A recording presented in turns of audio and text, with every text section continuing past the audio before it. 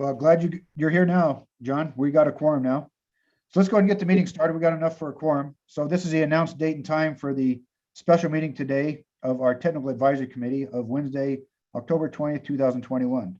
I understand we have, the TAC members have special access, but any public members chiming into this meeting, you'll get your opportunity to speak. Just raise your hand or use the chat box and I'll get some help there to let you comment when that's appropriate. So I hope everyone's got a copy of the agenda that was sent out here a couple of days ago. So with that, I'd like to start with agenda item number 1, which is call to order and roll call. Allison, would you help us that, please? Yes, sir. Chairman Marbury is absent. Vice Chair Davis. Present. Member Hughes. Here. Member Mattingly. Here.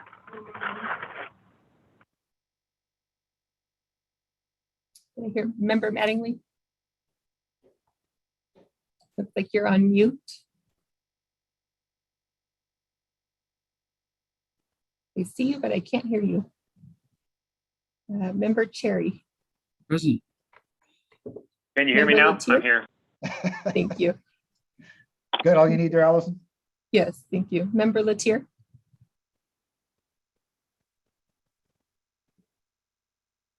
John, you're on mute as well. I'm here. I'm trying to get my phone set up. And Member Bondoc is absent, but in her place today we have Jason James. Present. Thank you. And the Prescott National Forest seat is vacant, but we do have a quorum. Thank you, Allison. Welcome, Jason. It's been a while since I've seen you. Glad you're joining us today. Absolutely. Good to virtually see all you. Hello, Norm. Hello, Dan. Someone is. All right, moving on to item number 2 on today's agenda is Title VI policy and meeting procedures. Allison, would you take us through this one, please? You listed there. Sure. CYMPO complies with Title VI of the Civil Rights Act of 1964 and related non-discrimination statutes and regulations in all programs and activities.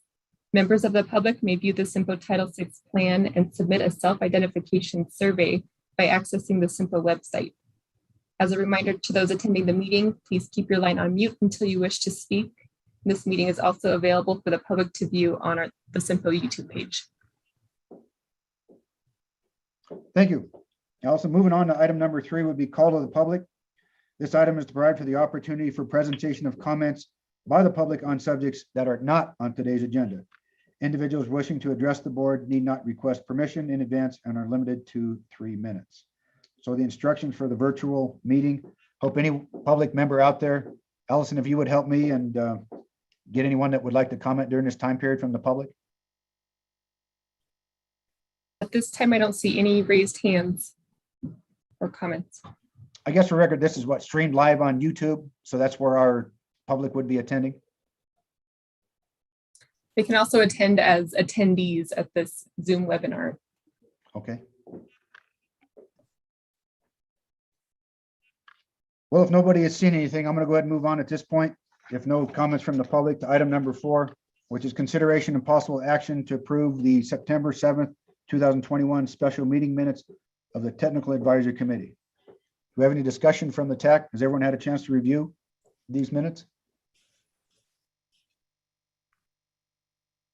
I'd entertain a motion at this time. Mr. Vice Chair. Go ahead, John. I was just going to make a motion to approve. I'll second.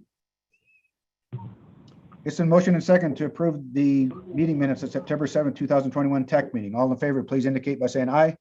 Aye. Aye. Aye.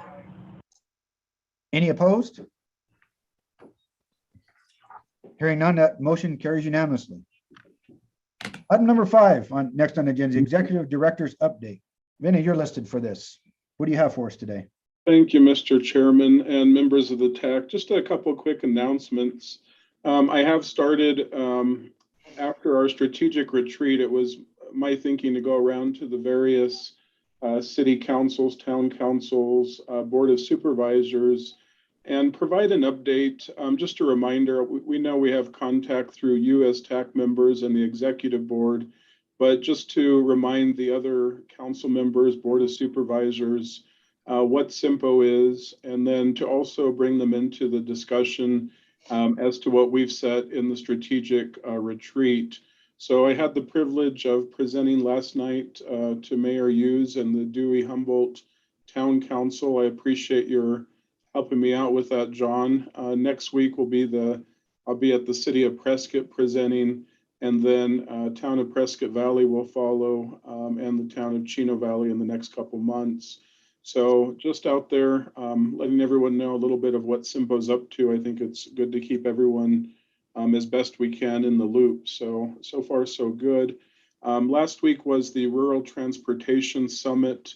It was a really unusual year to not have many of you there because of the COVID impact. It was canceled altogether last year, but then we had it this year, and it had to be incredibly streamlined and a limited audience. So, the goal was to try and have around 100 participants, which in years past, we had already been breaking 400. So I will say, even though a very streamlined agenda, streamlined group, it was effective. One of the main purposes this year of the summit was to talk about what I've been sharing with you the last few months of asking the state of Arizona legislature to identify one-time transportation funding for Greater Arizona of $50 million.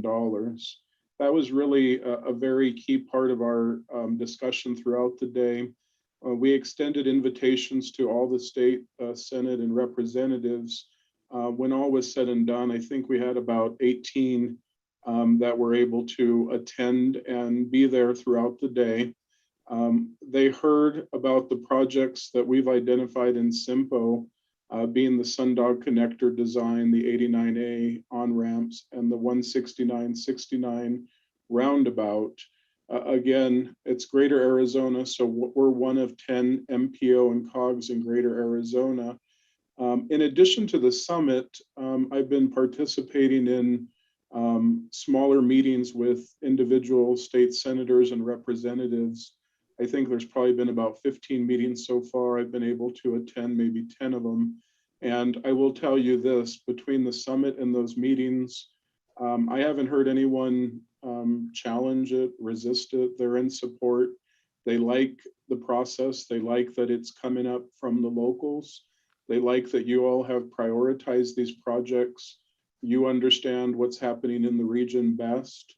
So it's looking really good at this point. So stay tuned, and I'll keep you updated on that. And then I think my last announcement is it's good to have Jason James with us. I don't know if the word has spread, but Jason, you've been promoted to the position that Dan Gabbio was in before. And just wanted to say on behalf of CYMPO, congratulations. And we're going to miss Dan Gabbio, but I'm glad that you were promoted and they recognized your skills, and look forward to working with you, Jason. So congratulations. And that's all I have for my announcements. If there's any questions or comments, be happy to take them.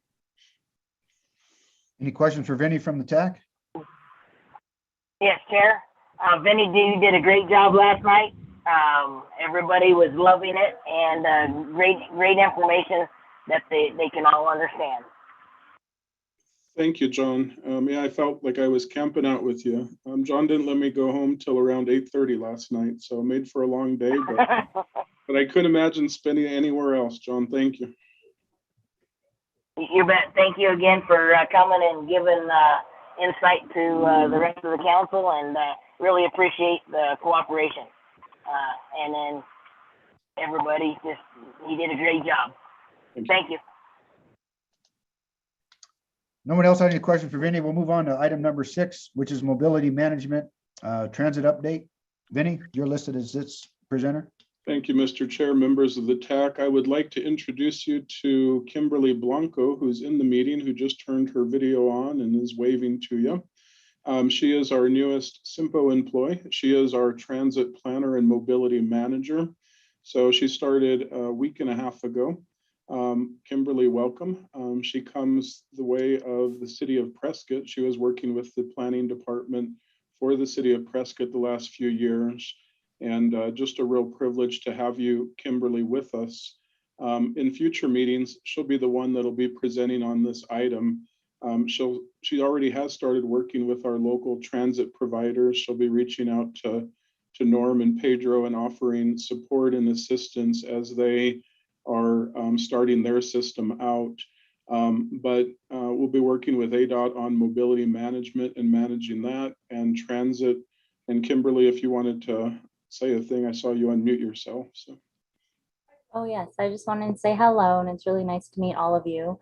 And I do look forward to working with you and communicating further in the future. So. Welcome, Kimberly. Thank you so much. And with that said, Kimberly and I have already met with the city of Prescott to have a few conversations with staff and some transit possibilities. They agreed to set up some additional meetings for us with Embry-Riddle and I believe it was Prescott College, Prescott Downtown Partnership, the Chamber. So Kimberly's hitting the ground running. She had a Yavapai Regional Transit Board meeting, and we're just going to keep lining them up and keeping her busy. So with that said, I'd like to give Norm the opportunity for any updates on what's happening with the town of Prescott Valley and their transit efforts. Yeah, just to brief the TAC, you may recall the 3.6 million of CARES Act transit money. The town's moving forward. We have a request for proposals out now for microtransit service. That's been out about 2 weeks. It's actually closing November 30th. And from there, we're going to have an evaluation committee evaluate. Basically, what we're going to have a 2 microbus type service with cab service augmenting that. And we look forward to getting proposals in November, and then by June, selecting that vendor and also the software for the the smartphone type of access, and hopefully having service ready in June, basically 9 months away. So that's where we're at. So we're still in the RFP process and going through that process and having our vendors out there take a look at what we're looking for. And Norm, I wanted to thank you too, you and Pedro. You sent the draft RFP to Daniel and I, and we had the opportunity to review it and provide comments. And that was a really good discussion we had with Pedro. It was incredibly well done, comprehensive. I think Daniel and I offered a handful of either questions and or suggestions. And I just really appreciate that, the partnership that we're continuing to work together. So with that said, that's all I have. If there's any questions or comments, happy to answer them. I know something in the chat box. I see a number 1 there. Do we need to answer that, or what do we need to do with that? In the chat box, it was just a comment. Oh, actually, let's see. It was Jason saying thank you. Oh, thank you. I just thought, yeah, Jason was just thanking me for the kind words, Norm. Oh, so. You're right. I need to look on my screen. I see where we're at. Okay, I'm back with it. If nothing else on item number 6, we'll move on to item number 7, which is the federal and state updates. Under A, we got Mark Heinge. Is he with us today? I don't It see does him. not look like we have Mark today. Okay, well, this is just updates. So why don't we move on to B with Northwest District Office with John Latier. What do you got for us, John? Well, pretty similar to last week. The 89 Road 1 North signal is still under construction. The 89 pulled into Hill Canyon pavement surface treatment project should be getting its final striping very soon. That's almost done. 69 Prescott Lakes Parkway to Heather Heights, that project is still at the stage 4 design and proceeding. The 69 Big Bug to Poland pavement treatment, that's the CARES Act project. That scoping project should be getting started very soon. 69 Truwood to Stone Ridge, which is the state legislative pavement service project. That scoping meeting is coming up very soon. I think next week they're looking at having a field review for both of those projects to take a look at them to get the scoping started on those. We do have a few different projects happening out of our permit office. You'll see some work at 69 and Country Club, Prescott Country Club Drive and Fane Road, where the new Maverick is going in. They'll be making some improvements to the traffic signal at that intersection. The 69, the Whistle Stop development at 69 in Kachina, That's under construction right now. They're making some adjustments to the traffic signal to improve the north leg of that intersection for that RV development. We're also in the process of working with the bungalows development there at the intersection of 69 and 169. There's a couple different sets of improvements coming up based on that development. We're going through design iterations with them. They're also working on running that force main sewer going up through the right of way of State Route 69, and we're working on reviewing that right now with them. And those kind of tie into the State Route 69, 169 roundabout project. And that advertisement, I think, is any day now. They'll be submitting the advertisement for the design consultant for that. That's what I have. Any questions from John? Thank you for that. Yes, I do. Go ahead, Mr. Hughes. Hey, John, is there going to be a decel lane or a turning lane at Maverick, or is it just going to go through the light again? At the Maverick, there should be a right turn lane entering into the property from State Route 69. It'll be a southbound right turn lane, and the intent will be for that entrance to be a multi-use entrance for the adjacent property, I guess to the southeast there when that adjacent property develops. All right, perfect. Thank you. Welcome. And if I recall the plan too, John, we're getting an additional lane on Prescott Country Club Boulevard in front of Maverick. So that'll add capacity to the intersection. That is correct. They're going to construct an exclusive right turn lane and an additional left turn lane. So it will be dual left turn lanes leaving Prescott Country Club and a dedicated right turn lane leaving Prescott Country Club. Very good. Thank you. Anything else from the TAC? Awesome. Thanks. Let's move on to item number C would be ADOT Multimodal Planning Division. So with Jason joining us today, Jason, this will be your item if you're prepared. Absolutely, and thank you, Mr. Chair. Thank you, members of the TAC. Just a couple of quick hit items to update you on. Status of our state P2P process, which is our planning the programming, which is the way we prioritize our projects for pavement, bridge, and modernization for potential inclusion to the 5-year construction program. We're currently hosting district workshops. We've completed district workshops for the Northwest, Northeast, and North Central districts, and get into our remaining districts here in the next couple of weeks. We are on schedule to complete our P2P list of prioritized scored projects for submittal to our scoping team and programming team by November the 15th. So that's the status on that thus far. And then the second update I wanted to bring to everyone's attention, we're currently wrapping up the scope of work for our next long-range transportation plan update. We should have that wrapped up here by before the end of the month, and we should have some kickoff meetings going, hopefully scheduled for next year. That's all I have to report on for today, Mr. Chair. I'll take any comments or questions. Thank you. I guess I might jump in first. What's the last? That's a statewide transportation study you're doing, Jason? What's more detail on that? Oh, on the long-range transportation plan? Absolutely, yes. Basically, what it does is kind of looks at kind of what investments in the future that we need to make as far as our pavement, our bridge, our safety projects, kind of looking at our performance metrics from the past 5 years and kind of where they need to be in the future. Pavement condition, air quality mitigation, bridge structure, percentages, things like that. So we really look at that, and that's kind of part of that study. So what the whole goal is it kind of really shows us what type of investments do we need to make in the future to reach these projected targets. So we have a lot of kickoff meetings in all the district areas.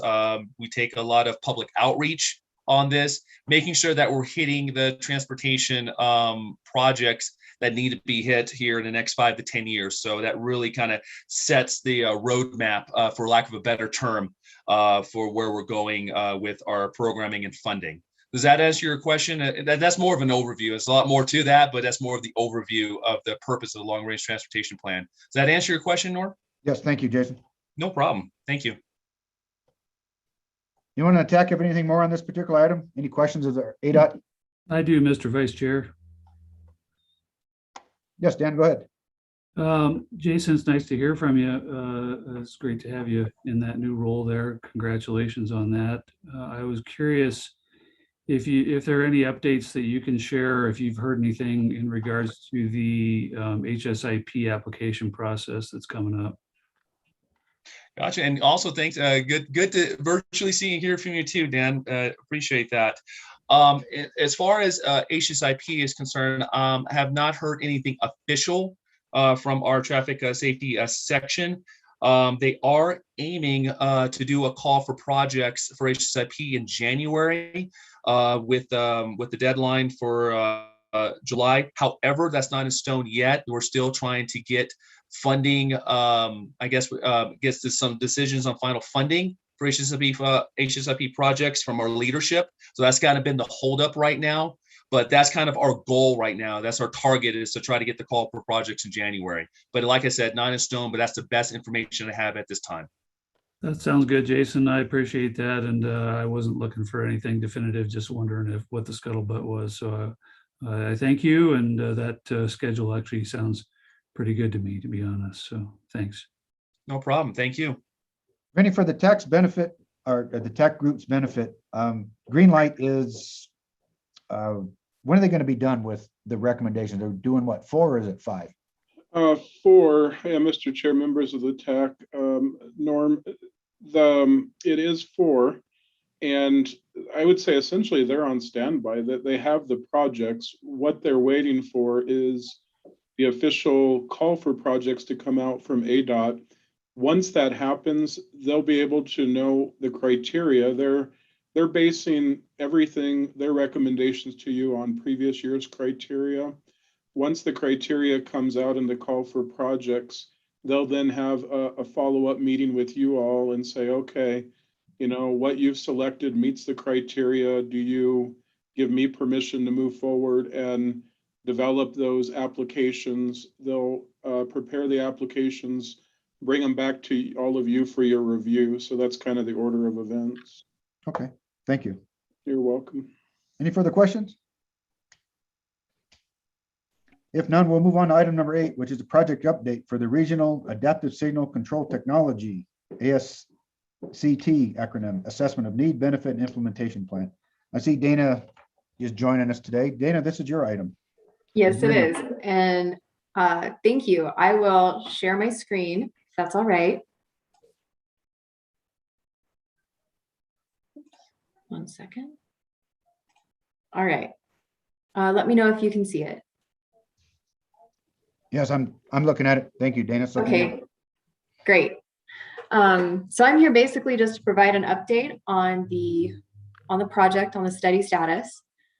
So as a reminder, our last large TAC meeting was back in April, where we discussed basically the state of the system report that we had prepared, and we went through a technology summit that included MCDOT and other agencies that shared their experiences. And then we discussed with all of you your desired next steps for this study.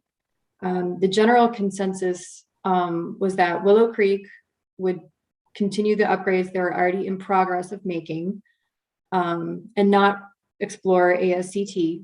Glassford Hill, there was a request to retime the signals as part of the project, which is being accommodated. And again, not exploring ASCT further. And then lastly, State Route 69. So we had some additional coordination with ADOT to determine if ASCT evaluation was desired. After discussion, we did decide collectively, or ADOT decided to evaluate ASCT. So there were 4 alternatives evaluated with different extents, basically to consider project phasing and also look at benefit cost ratios pertaining to different stretches, with the idea that some portions of the corridor might obtain greater benefit than others, lower cost, etc. Consider that. And of course, there was, the fourth alternative being a no-build alternative. In order to assure that any improvements along SR 69 would coordinate well with the rest of the system, we also looked at the traffic signal at Glassford Hill and Center as part of the analysis to see how it would be, if it would be influenced, and if basically it would be a positive influence or negative influence from implementing ASCT within that stretch of the corridor. So we did present these findings to ADOT back in August, but I'm just going to review it for the good of the group. So this map highlights the different extents that were considered, as well as the signals that were included within each. And you can see the big blue dot indicates that Center Hill, Glassford Hill signal.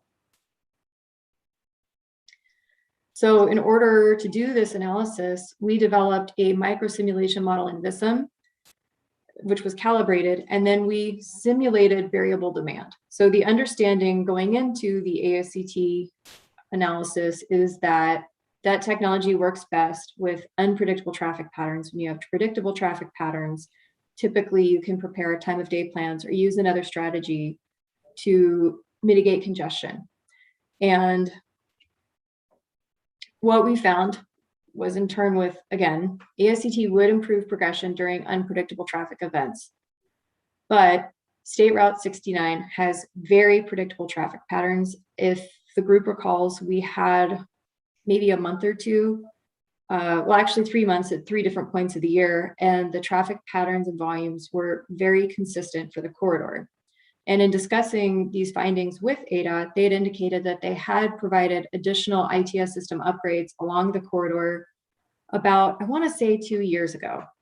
So essentially, they've already recognized much of the benefit that could be obtained through an ITS type solution because they have invested in this corridor. So that said, there was a nominal benefit on a typical day and not enough unpredictable days to merit the cost of an ASCT system. So they decided not to advance the ASCT alternative for the corridor. So after that, we coordinated with CYMPO. And again, we presented the findings in August, allowed a review period. All of you had a chance to review the document. And in discussions with CYMPO, we agreed that the findings thus far didn't necessarily merit some of the latter steps in the study that were initially planned, such as cost estimates for ASCT, some of the subsequent tasks. So we decided collectively that it would make the most sense to revise the study approach and free up as much of the remaining study funds for other purposes. So that said, we have prepared a simplified draft final report that will be circulating after this meeting, and I'll be requesting your comments by November 3rd. And once we address those comments, we'll be closing out the study. Basically, we've all identified the course of action for each of the corridors, and it's not ASCT, so we won't be performing the rest of the ASCT analysis, but you will have a final report to document and support the findings thus far. And we are continuing the updated signal timing for Glassford Hill. I apologize. So that's a brief update of the project status. Are there any questions or comments?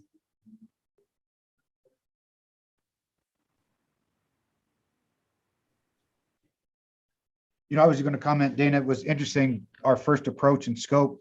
We really thought that was the way we're going to go, and it's interesting, and I appreciate your firm's attention. Wasn't going to meet any of our needs, apparently. So I appreciate the input of the technical group here, and we know our signals, and why go that direction with ASCT technology when it's not economically viable. So thank you. I know on town of Prescott Valley's behalf, we're looking forward to our signal retimings, and we appreciate the looking at the existing conditions out there and what we have, and we are going to be much better out of the result of this signal or this study, so to speak. That's great. Any other questions? Oh.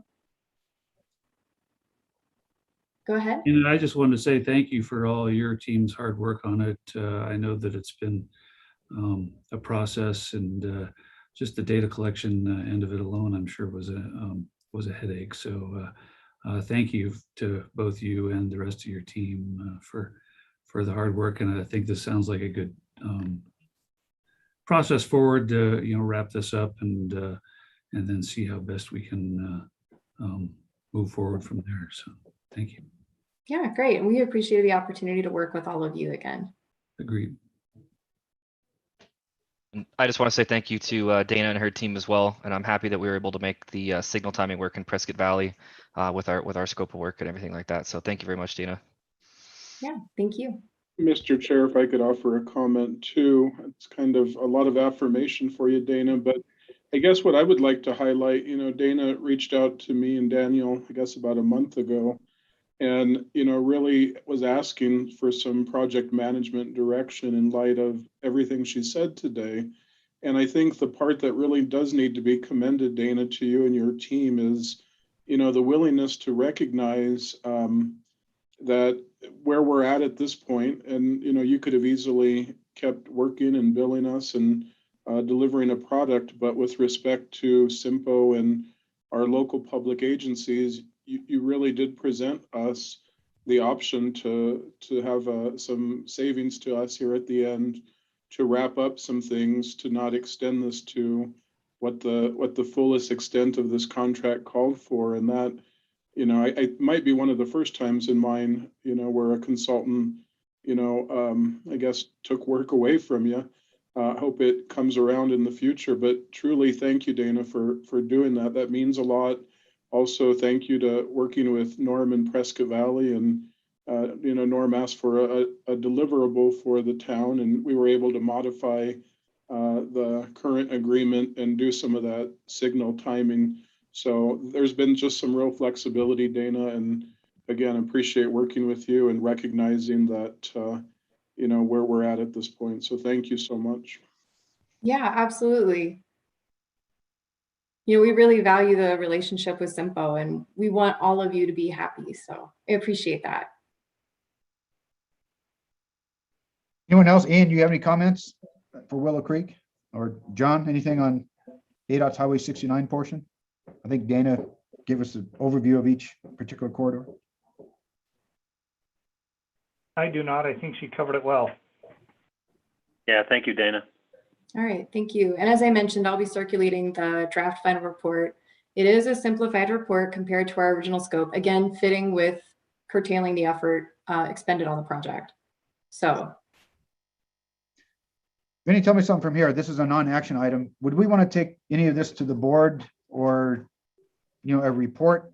I mean, it was part of our transportation plan. I guess we could check with the chairman to see if he, wanted to get this out in front of the public more visibly. Mr. Chairman, members of the TAC, I think that's actually a very good question, good point. I would strongly encourage, yes, that we actually do it. This was an investment by CYMPO. We've been talking about it. And I think as we wrap this up, Norm, I do see value of making a presentation to the executive board. So I've made a note, and we'll go ahead and provide a wrap-up update for them. Yeah, just point to our 2045 plan. This accomplished a couple of the top cost benefit ratios. And I think it'd be nice to show the board we do, work on a priority basis, according to that public plan. And once again, show the public too. I give them the opportunity. I know in Prescott Valley, since I've been in contact with you, we've done a couple of news releases just to let the public know what we're doing in Glassford. And once again, call the notoriety of CYMPO that, where the funding came from and what we are doing on a regional road. Yeah, so we'll continue to do that with the signal timings and check in with you before we go to the public with it. That's great. Thanks, Norm. And we'll follow up with the executive board. That's great. Anybody else on this item? This is a non-action item. If not, thanks for being with us today, Dana. Item number 9, this is a public hearing. It's a call to the public for comment on the draft 2022 to 26 Metropolitan Transportation Improvement Program, or the MTIP as the acronym. Vince, would you help me with this item? You bet. So right now, you actually have two items on the agenda that relate to it. Item number 9 that you're calling for right now, Mr. Chair, is really an opportunity, a call to the public. You've already reviewed the TIP. The executive board has reviewed it. The executive board has sent it out for a 30-day review to the public. We have received no public comment to date, but this and the executive board are also places where the public may attend and offer comment. I would like to note that action item or agenda item number 10 will actually be to end, the time of public input and recommend this on to the executive board. So just to let you know, this item is just calling to the public. And again, those in attendance, you have the ability, if you would like to offer any public comment to our 5-year transportation improvement program. We would ask that you go ahead and virtually indicate by raising your hand, and then Daniel and Allison can unmute you. At this time, Mr. Chair, I'm not seeing any public comment. So if you'd like to move on to item 10, you could. I would. With that recommendation, we'll move on to item number 10, which is review, discussion, and possible action to recommend approval of the draft FY 22 to 26 Metropolitan Transportation Improvement Program, or the MTIP. Vinny, this is an action item and you're listed as the presenter. Thank you, Mr. Chair, members of the TAC. So as I said in item number 9, this has been out for review and comment. We've received no review and comment. You have already reviewed it at your last meeting, which is what initiated it onto the executive board. So at this time, we would be asking for your approval to go on to the executive board for their final approval. I'll be happy to take any questions or comments you have. If I could get started, Vince, I did review the document. I know we did have a couple changes that were incorporated, and I appreciate that from our last meeting. But just a couple comments if you'd respond. In the MTIP for use of our CYMPO dollars, I guess my direct question is, we've got some federally funded projects coming up in the 69-169 roundabout. Do we need to have this in the MTIP, Vinny, if it's a construction project? Yes, we do. And just for clarification, Norm, you are referring to the one-time funding that we're pursuing. Is that correct? Well, a little of both. I know ADOT says they've got that for design this year and construction next year. Does that particularly need to be in our MTIP? It does, and we do have it here. I'm flipping through it as we're speaking. I am showing it on page 40. It's table number 5, page 40 of the TIP. It's the third item listed. It's the SR 69-169 intersection improvements, construction of a 2-lane roundabout, $400,488. And at this time, and John Latier, you might have to chime in and remind me of the numbers, but ADOT has secured minor district funds for that project. This particular table that I'm referencing to you is what we're pursuing with the state legislature for one-time funding. And this is to back up that project. John, how much is that local or that minor district fund again? 3.1 million. 3.1 million. So Norm, this 400,000 would be to back up that 3.1 million if they're facing some cost overruns, which ADOT staff has expressed is a possibility as they progress in that project. But that's my point. Unless it's got CYMPO dollars, those capital projects that ADOT are doing don't go in our MTIP unless we have dollars towards it. I do see you have it noted, so thank you for that comment. You're welcome. The other one I had too was at the last meeting, I'm moving to the transit. So it'll be page 35. Okay. I can probably send these to Allison, but the 3.6 million of CARES Act funding, I'm glad we've got that noted. And we're moving forward to capture that particular funding. But we do have a perspective looking out. I'd like to get in the future FYs. So if you're listening in, Allison, of that 3.6 million, we've got 500,000 in FY 22, 750,000 in FY 23, 750,000 FY 24, and 1.6 million in FY 25. And if you could put that in the chart, that would be good for us and what we anticipate. Thank you. Appreciate that. That's my comments. Anyone else from the TAC have any comments to this document that will be sent on to the board for approval? I know we talked about it quite a bit, added a couple items, but if no one has any other changes, I would entertain the motion to send this on to the executive board for acceptance now that we'd have and close out the public comment period. Chair, I'll make a motion to recommend the executive board approve the 2022 through 2026 MTIP with the changes discussed here by yourself and noted by CYMPO staff. I second that. Moving seconded. I'll second that. Thank you, John. John Hughes. Thank you, John Hughes. John Hughes. Yep. All in favor, please indicate by saying aye. Aye. Aye. Aye. Aye. Aye. Any opposed? Motion carries unanimously. Moving on to item number 11, which would be review, discussion, and possible action to recommend approval of the request for proposals for the Sundial Connector Design Concept Report and Environmental Overview Project. Daniel Harmonick, you're listed as the presenter for this item. Yes, thank you, Mr. Chair. So the RFP that you have in your agenda packet, it is the draft. So the RFP has not changed, but the scope has had a few updates since it was sent out last week. So at this time, we are obviously pursuing the design concept report and environmental overview. We're planning to advertise on November 5th, and then being aware of the holidays is having the proposals due January 7th. Going through the RFP, we've mentioned the introduction and background about the project, that the consultant should be aware of the previous PARA study in 2013.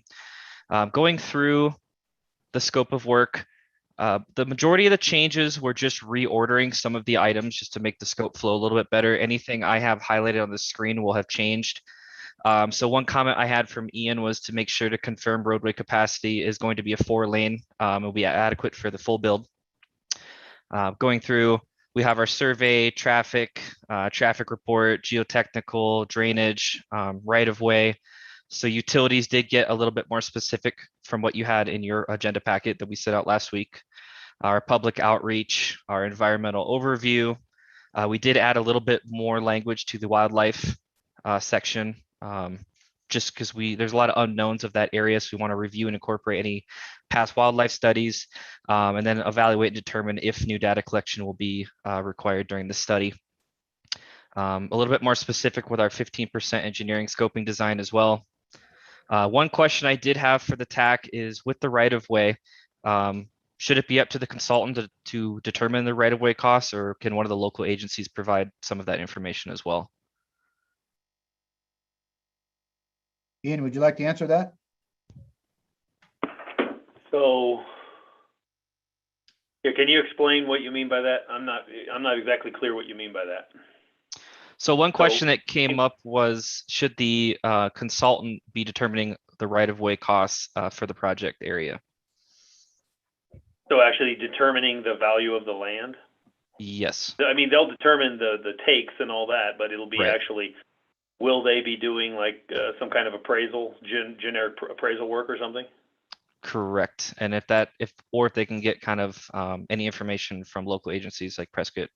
I mean, we do have a right-of-way agent, Don Hirsch, and so certainly I would think that we would have the ability to provide them, maybe relevant information that could be used for the determining the value of the acreage. So, Okay. I think we could do that. Okay. Thank you. Yeah, I So appreciate that. as long as they're, providing all the other information, then we just provide them that portion and they plug it in. That sounds good to me. Okay, because I will specify that up above in the right-of-way section as well.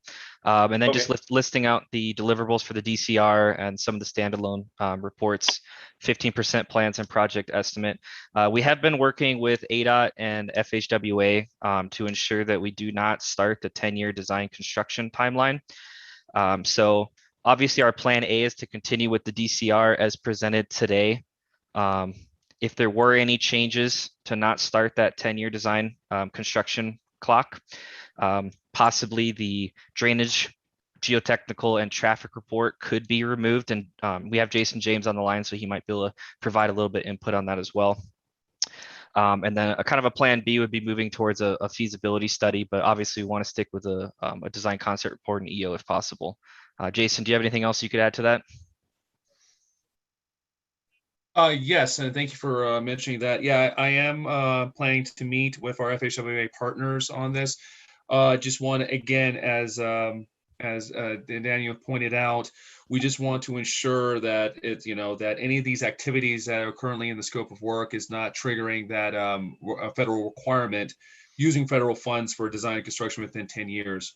So I'm going to get more specifics as far as what can stay in the scope and what needs to be taken out, as far as, like I said, not triggering that federal requirement. So I'll have more of a kind of a stern answer on this one by the beginning of next week. But again, either way, whether a DCR moves forward or even just a scaled down feasibility study, something will be moving forward for this project. So we're gonna, so that's all I have on there. And so thank you. Thank you, Jason. John's got his hand raised. You have a question, John?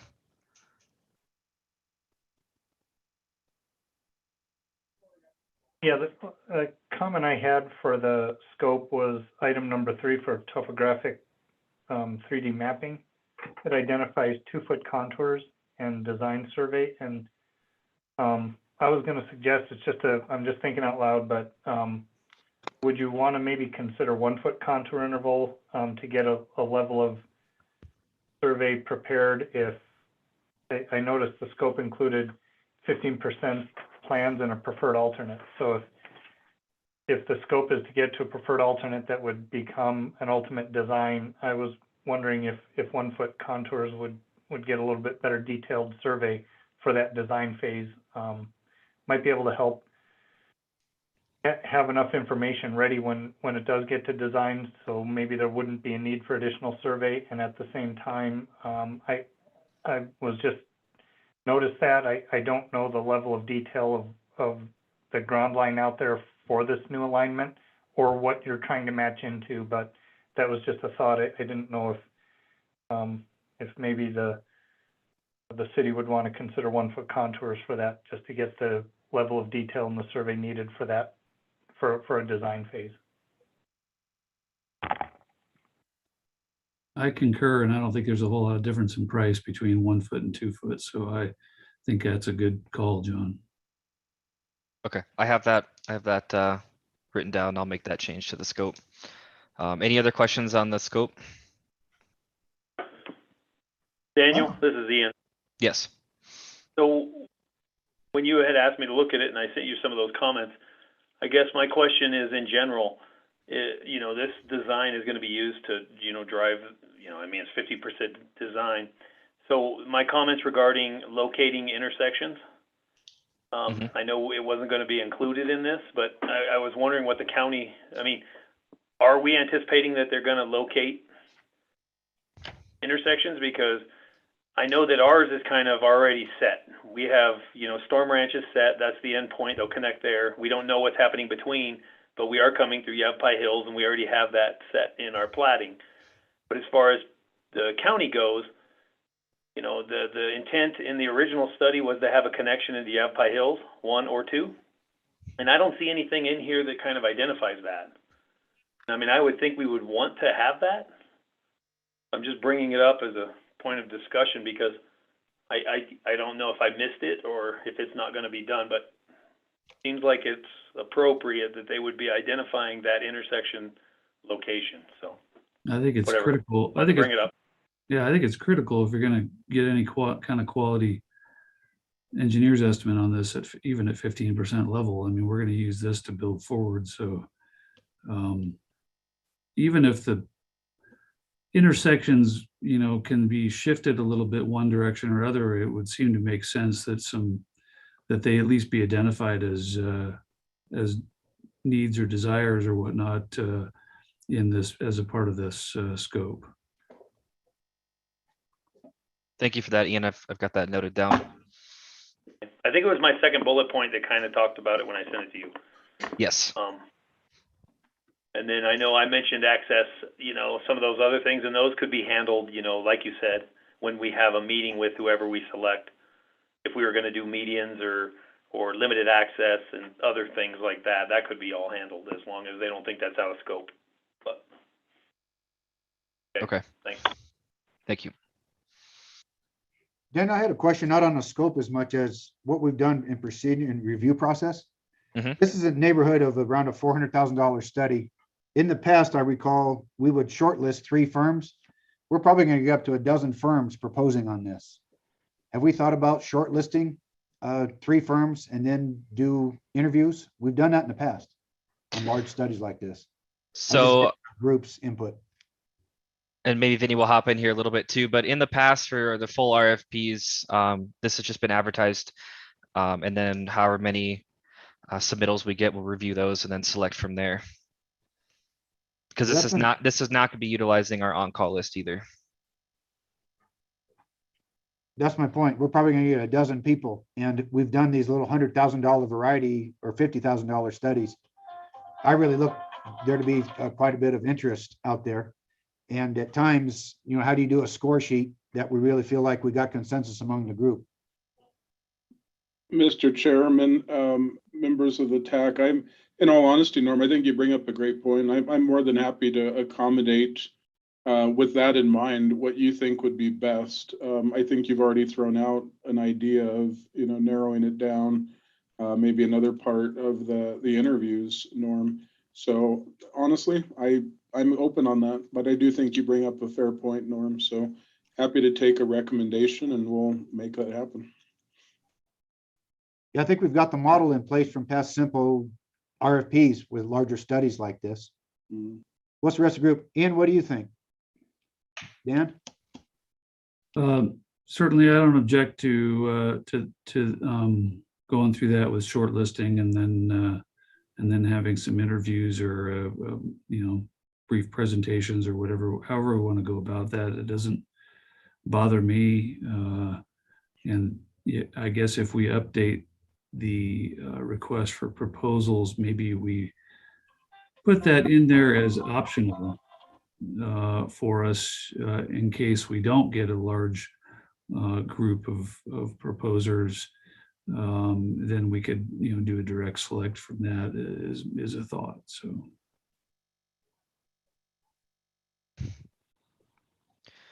right now for the preparation of the proposals, no more than 20 single-sided pages, just because this is going to be a little bit more of a detailed report than what we've done recently.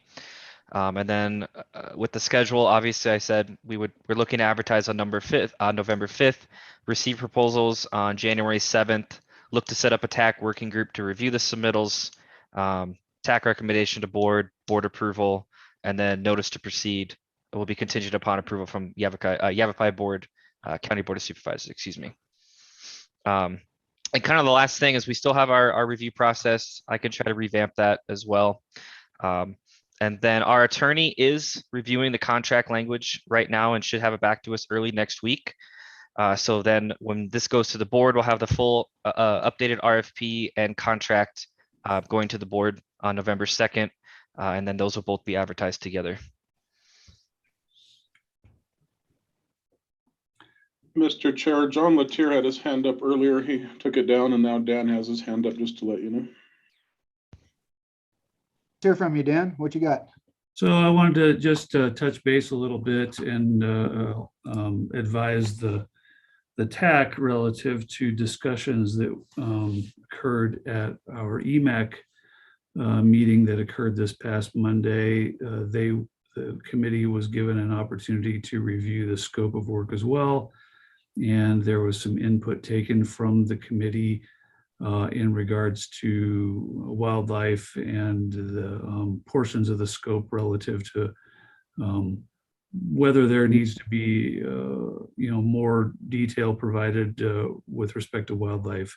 So they did decide that they wanted to see inclusion of the statement which Daniel has added with regards to review of past studies in the area with regards to wildlife.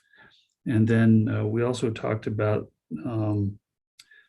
kind of the possibility of whether there needs to be any future data collection. And we talked about whether we wanted to build that data collection for wildlife into the scope.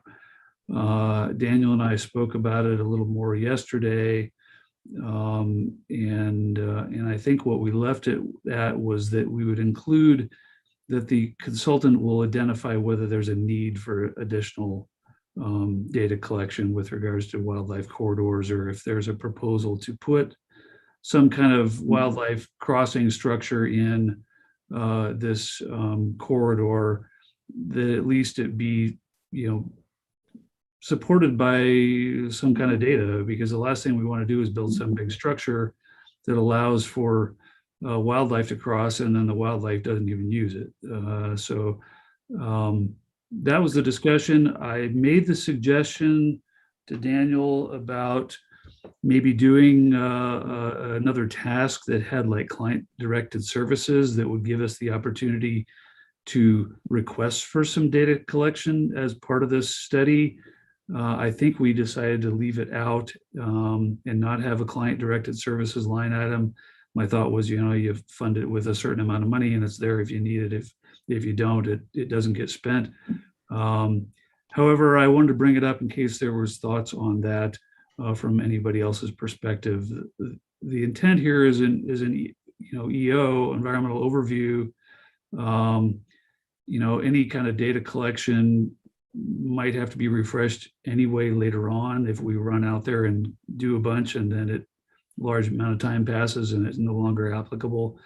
My other thought was if Yavapai Hills is fully building out, we could end up building some kind of wildlife crossing that goes from, state land on one side to, a housing development wall or something like that on the other side. And that's not intended either. So please, if there are thoughts on that, I welcome them. It's just something that I felt our EMAC folks wanted to be heard on this matter.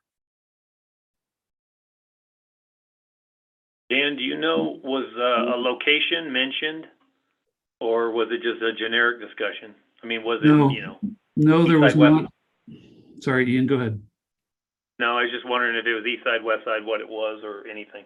No, and I did ask the question, and Chuck with the EMAC committee did note that there has not been any kind of formal corridor ever identified that he is aware of out here. That doesn't mean that there's not some kind of migration corridor that exists or something like that. The proximity of the western end to the Dells area and of course the riparian area along Granite Creek certainly raises some concerns for not only large game, but also other species that may or may not be present within the project footprint. So, there's just something to be aware of. It's not out of the question that if we enter into negotiations with some consultant as part of this process with the RFP, and they feel strongly that there needs to be a beefed up section on this, that we could visit that at that time.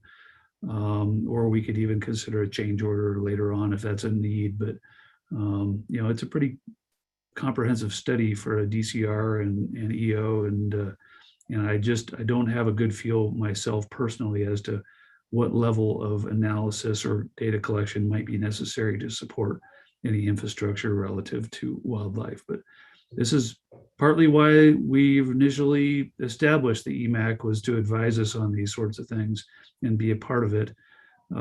It's a new corridor, so we would be ill-advised to just ignore any thoughts or improvements that might support the goals of that committee. Yeah, so the only thing I'll add, just kind of informational, is that Yavapai Hills has approached the city with like Unit 9 and a large portion of the section that would be north of the crossing through Yavapai Hills of Sundog Connect. And so I think they're going to have a meeting here by the end of October, early November with Public Works to discuss the requirement that the city has stated that they will build. They need to build the west leg between Yelpi Hills and the Storm Ranch leg that's already platted and we've got plans for over there. So we have Storm Ranch, Yelpi Hills will expand, and once that roadway's in, which should be prior to or in conjunction with Yelpi Hills going forward, the western sections would be built, at least in an interim configuration. And so I would think that that might drive some more development on the west side. I'm not saying it for any other reason, just to information. That sounds good, Ian. Thank you for that clarification.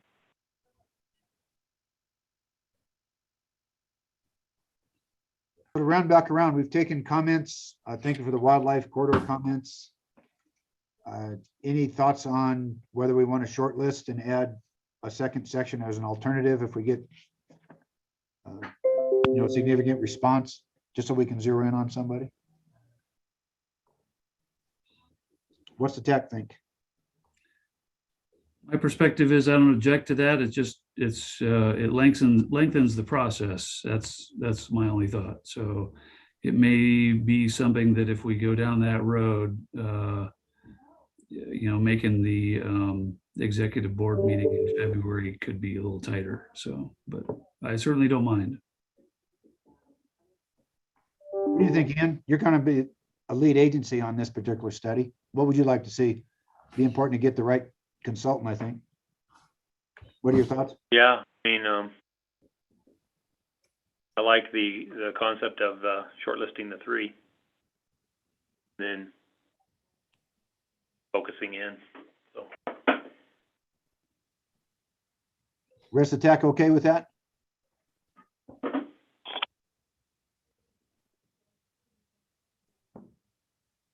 If I can, I was looking at that before, and when I raised my hand, I was noticing that on one hand, the scope identified a 20-page proposal. So on one hand, with a 20-page proposal, we should see enough representation of the consultant to make a selection. But on the other hand, if there are quite a few proposers, it might help do a short list, which means we would have interview questions and that to evaluate. To think about. I'm honestly indifferent on it. I can go either way, Norm. If you have a strong opinion of it, I'd love to, let you take the lead on that as well. So. No, I don't. I'm looking more for, the county and city of Prescott. It's in their, jurisdictional boundaries really to be happy with a selection. That's why I just wanted to point it out. I'd be happy with what you two decide. Well, to be honest, the corridor actually runs only through the town of Prescott Valley and the city of Prescott incorporated boundaries. As the chairman of the Board of Supervisors would be happy to remind everyone. Vinny's got a little curl of a smile there. I can see it. Well, to be honest with you, Dan, town of Prescott Valley is complete with this corridor in the town limits. We're built out. So yeah, I don't want to muscle. It's been determined to be a regional project. So that's what's been determined. I just want Ian happy with the selection process. Yeah, Vinny or Daniel, do you have any preference either way? No, I don't. I hear the discussion and I appreciate it on all ends. I guess, if you will, I think if I can, and Dan, you might have to repeat what you said earlier, Dan Sherry, but I do think there's an option that gives us the opportunity to move forward as is. We can identify that, and once we receive, I forgot how you said it, depending what we receive, because if we don't receive, a numerous amount, then why kind of jump through those additional hoops? So I guess I like the option that if we do receive a long list, that we might want to go through some of these additional steps, but to give us the flexibility, that's what I guess my preference would be. Yeah, I mean, I can see that process adding a few weeks to this. I mean, it's not entirely impossible that we can find time to sit down and put together a short list and put together interview questions and schedule interviews and give the shortlisted teams, I might add, some time to prepare for a presentation or interview process, or however we want to do that. That certainly is not out of the question, but yeah, I guess the concern I have with doing that is you maybe have forced to publish a couple different schedules for how this will shake out with regards to just directly selecting from one of the full gambit of submittals versus shortlisting and going through an interview process and presentations and whatnot. So, it's not difficult to say that that CYMPO reserves the right to do that process, or it may do that process, but if there's a strong feeling one way or the other here by TAC members, I think we should flesh it out now. And John Letier's point is well taken, that a 20-page submittal is no small thing, and we should be able to glean a lot of good information from that. And while we can shortlist a certain number of project teams, many times you get down to that level and it's not, you can't really go wrong with a lot of them at that point. So you're going to have your high quality submittals, and it's not impossible to do direct select from the total number with a 20-page submittal. Sorry, I'm talking a lot here. Daniel, I got a question too. Who's going to be on the selection committee? Selection committee would be the technical advisory committee and then CYMPO staff. Meaning you and Vinny? Yes. Two more? Okay.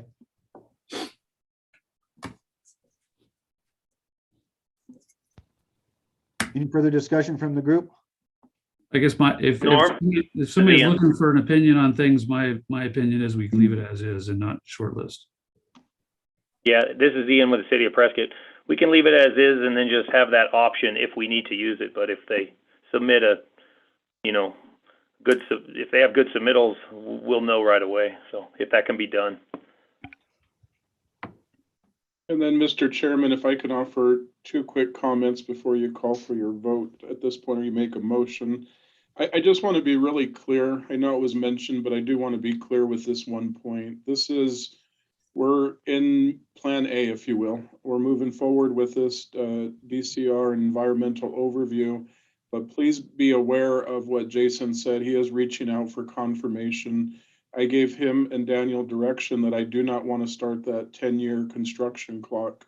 Obviously, I'm incredibly optimistic that we can deliver this as a regional road, but I don't want that as a consequence. So with that in mind, in the next week, Jason may return with information recommending to remove some items to take it away from that 10-year construction clock.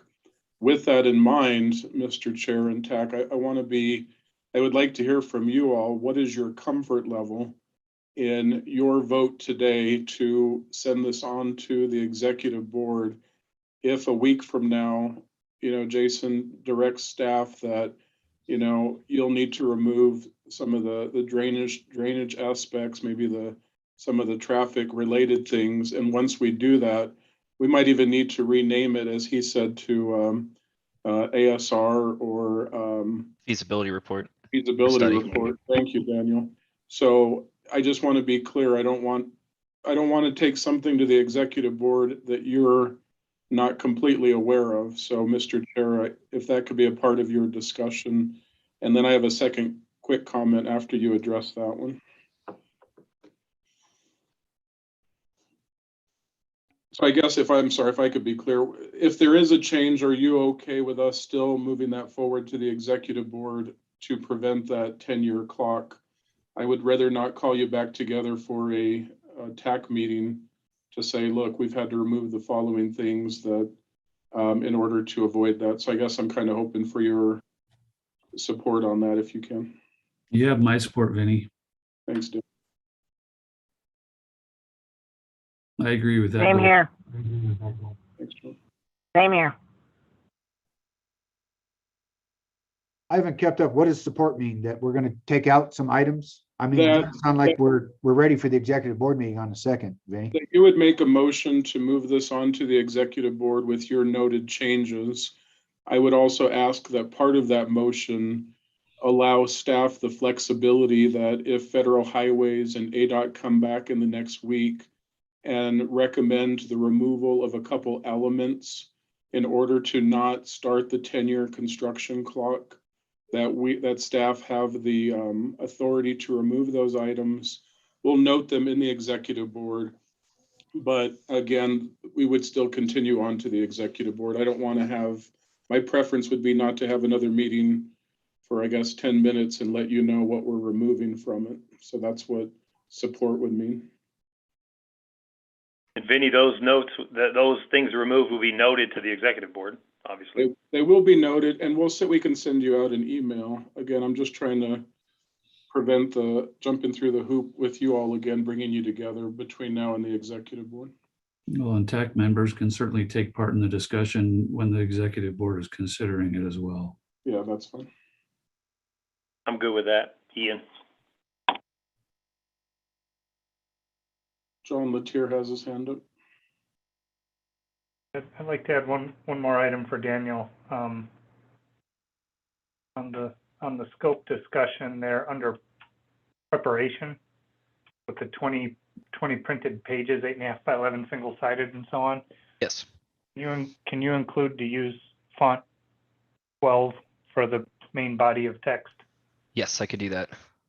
You know, just in that last set of proposals we had for the dual entrance ramps, we had some fairly crowded proposals. No, I will make that change. Thank you, John. And then, Mr. Chairman, my really quick comment, I think ties into Ian's comment, and I probably should have said it when he said it, but about, I met with the city of Prescott. I've had several meetings now, but the most recent one was related to this project, some of the development in Yavapai Hills that Ian referenced, the developer possibly being a partner in developing this road. So this past week, I met with Mayor-elect Phil Good, the city manager, Craig Dotseth, and the deputy fire chief. The request from the city of Prescott is that we host some public meetings or communications sooner than later. Those discussions will continue. We haven't set on anything yet, other than please help me to communicate the message to the greater public what we're doing now. You know, there's a real growing concern that we're putting a shovel in the ground next week, and clearly that's not the case.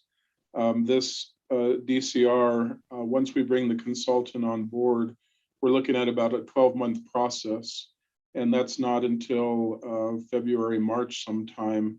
And then there's still the design after that. So, you know, we're years away from doing anything with the dirt and construction. And we just need help as a regional effort, regional project to communicate that. I'll continue working with the city of Prescott of how we can best host some communications and community meetings. So please help me out with that. And that's all I have. Any more discussion from the TAC? Who's bold enough to make a motion? Ian, you want to handle it? Yeah, I'll make that motion. Do I have to read it? See where it is, which one?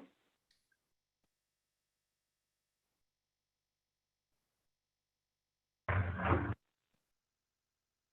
looking for it, sorry. Did item 11? Yes. Thank you. Sorry, it's long.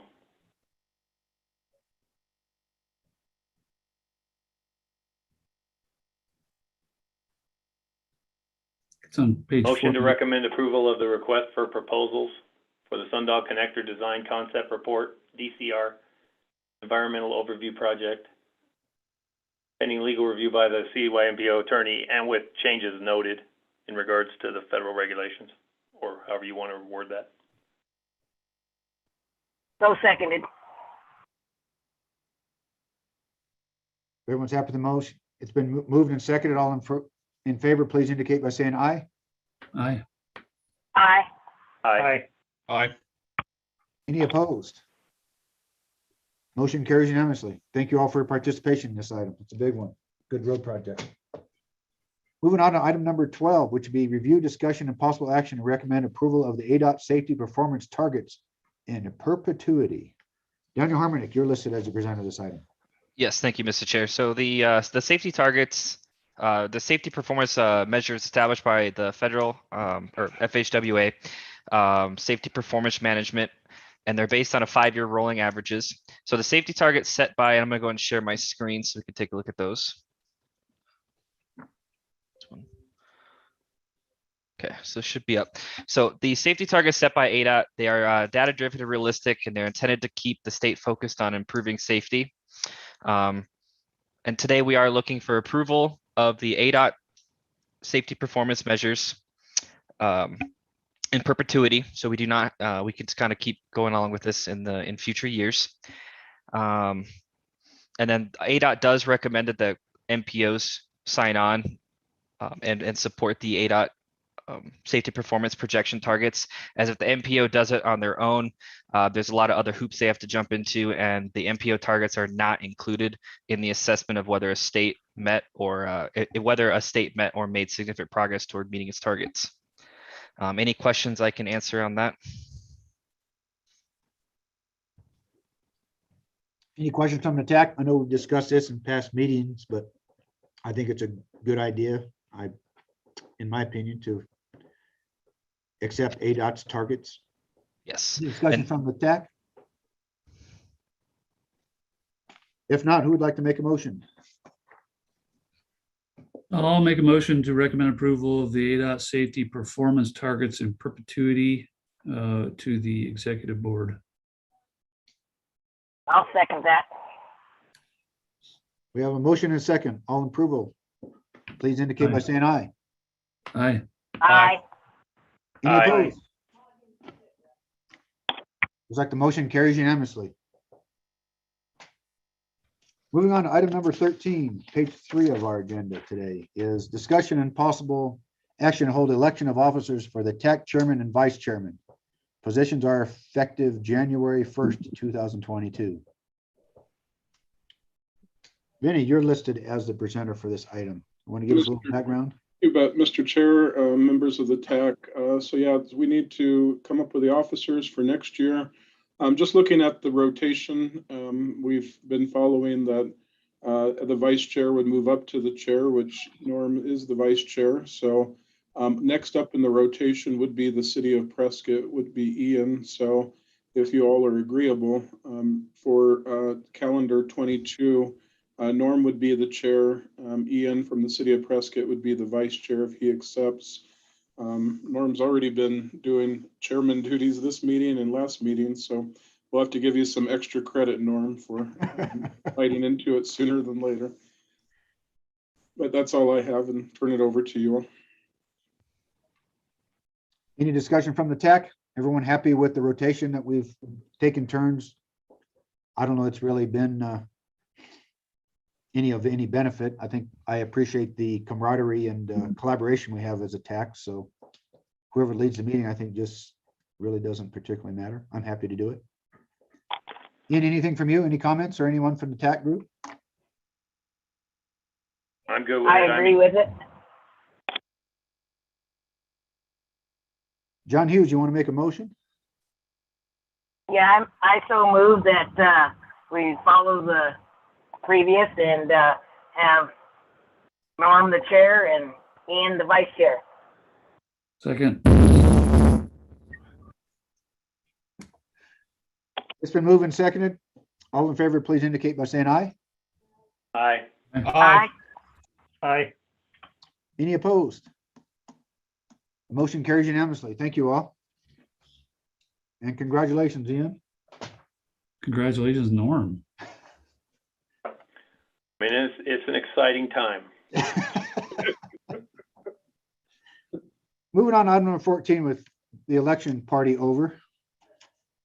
Is discussion and possible action to approve the 2022 TAC meeting schedule. Vinny, you're listed as the presenter for this item. Thanks, Mr. Chair, members of the TAC. So Allison and I put this together for you. It's in your packets. It's on the screen now. My direction to, well, I guess let me say this. We've scheduled a meeting every month to meet with you. On average, I would say looking back over the last couple of years, we end up having probably on average 7, 8, maybe some years 9 meetings. So clearly they get canceled out, but talking to Allison, it's a heck of a lot easier to schedule you all because you're busy. Put it on your calendar. It's the first Thursday of the month. So I think that's very smart, but I will tell you behind the scenes, I'm going to try and be as efficient as we can, respectful of everyone's time. And again, if we really can't work to make our meetings as efficient, not that they aren't already, but just to be mindful, you know, and we will cancel meetings as they come up. But for now, you have 12 meetings listed every month, first Thursday of the month. We sent out a poll as to the meeting times. And right now it's looking like first Thursday at 1 p.m. will fit most of the group clearly. So we're virtual at this time. You know, at this point, we're not planning on having items for November and December. And even January is not even looking like we'll need it, but we'll wait on January. And, you know, we're planning on virtual this year, but, you know, open to discussion for the group come in calendar 22. We do have the Yavapai County Public Works Conference Room reserved. Again, a real reason for choosing the county facility is CYMPO has the technology that we work through the county system. Not that we don't appreciate Norm and Prescott Valley's hospitality at all. Just makes technology and information just a little bit easier for us in using it. So would appreciate when we do meet in person, when that happens, that we would be able to use the Public Works Conference Room, which Dan has already tentatively reserved for us, but completely open to the discussions for next year. I hope COVID is starting to be a little bit in the rearview mirror, but you know, I don't want to jinx us at this point. We'll see what happens. I know many of you have expressed virtual has some benefits and efficiencies to it. With that said, you have the calendar and you have the dates and the times. So happy to take questions or comments or turn it over to you for a vote. Any comments from the TAC?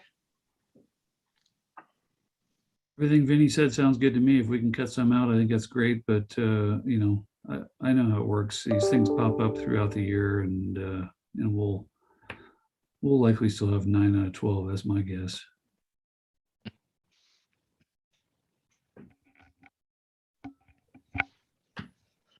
Happy to host, as Vinny says as well. We'll make sure if it's not booked already, we'll make sure it gets booked. So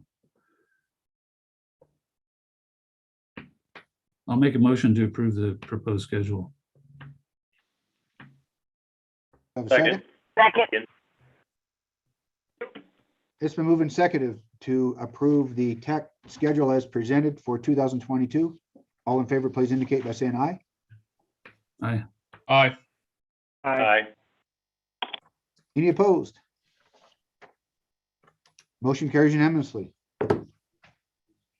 Moving on to item number 15, would you agency updates and announcements? Anyone want, I know we're on our, what, about 90 minutes now? Anyone object if we just move on from this one? If I may, Norm, I've got a couple things to touch on further from the EMAC, if I may. Sure. So we have a vacancy on the EMAC. That is one of our private citizen vacancies. And I wanted to bring that to everybody's attention for one, and alert them that the nomination form is being currently shared or has been shared with EMAC members. The way that will work, I believe, is as forms will get completed, they'll get returned. I believe it is ultimately up to the TAC to make that appointment, if I'm not mistaken. Vinny, is that correct? Okay. And So ultimately, we may have several committee members to consider, proposed members to consider appointing one in the future. The next meeting for the EMAC is in March. So if we have a January or February meeting, in theory, we could, if we have something to review by then and discuss it at our TAC meeting, we could make that and have it appointed before the first EMAC meeting in 2022. So any questions on that? Hearing none, I'll move on to the next EMAC related thing. They also considered a meeting schedule for 2022, just as we did. They have quarterly meetings, four meetings in 2022. Those have been scheduled for March 28th, June 27th, September 26th, and November 28th. I believe those are the fourth Monday of the month. Those are typically in the afternoons, if I recall. And CYMPO staff can probably share details on that schedule if anybody wants to see it. But that proposed meeting schedule was approved unanimously by the EMAC. And so we look forward to moving forward with them in the future.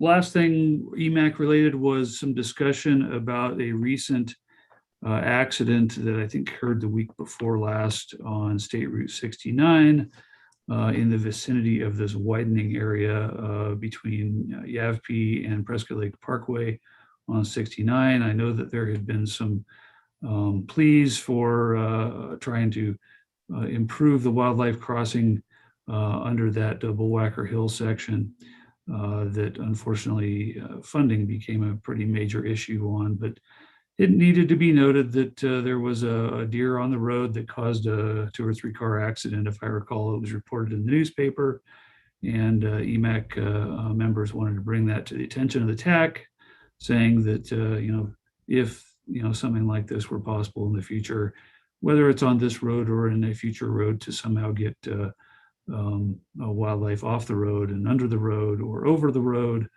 that it would not only potentially save animal lives, but also human lives. So passing it on as promised. And if anybody has questions on that accident, it was reported in the Daily Courier, I think week before this week, last week, if I'm not mistaken. And that is my update with regards to the EMAC. Any questions?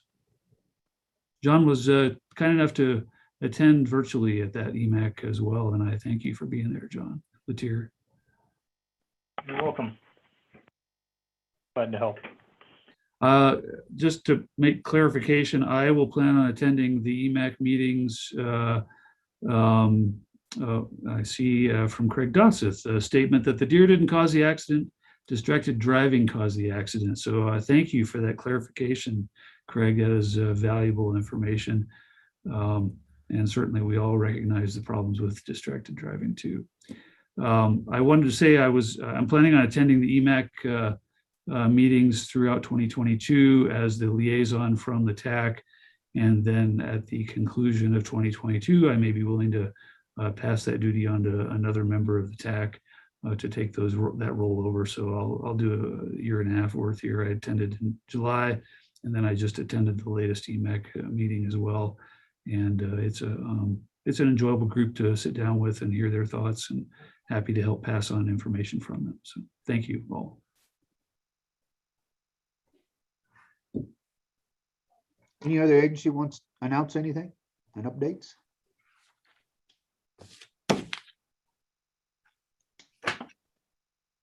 I'll go ahead and mention if I have a moment here, I'll go ahead and mention that nobody asked, but the ADOT district engineer position has been re-advertised. They did not get a selection secured from the last advertisement, so that position has been re-advertised. Thanks for that, John. We get questions on that regularly from our board members. The advertisement closes October 27th, and then I guess they'll go through the the interview process again after that.